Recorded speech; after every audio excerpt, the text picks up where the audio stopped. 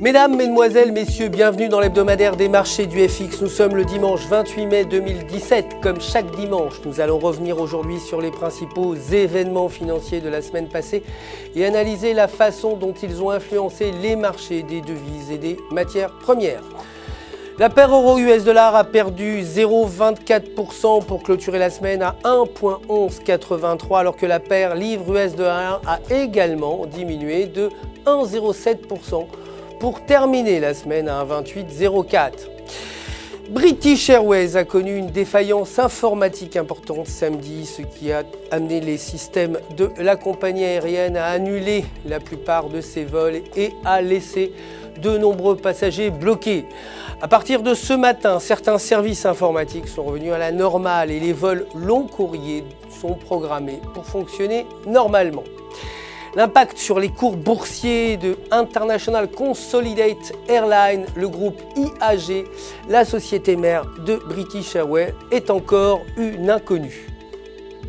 Côté matières premières, l'or a augmenté de 0,92% et a clôturé le marché la semaine dernière à 1271,40 $ et le pétrole brut a gagné 1,84% pour terminer à 49,80 $ le baril. Jeudi, le ministre de l'énergie d'Arabie Saoudite, Khalil Al-Falih, a mené une réunion avec des représentants de plusieurs pays producteurs de pétrole.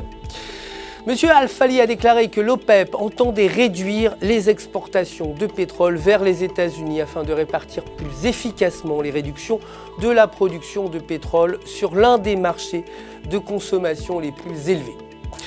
Du côté des indices, le Dow Jones a clôturé en baisse de 0,01%, atteignant une valeur de 21 080,28 points. Le CP500 est également en baisse de 0,03% en clôturant à 2415,82 points. Et enfin, le Nasdaq a gagné 0,08% pour terminer la semaine à 6210,19 points.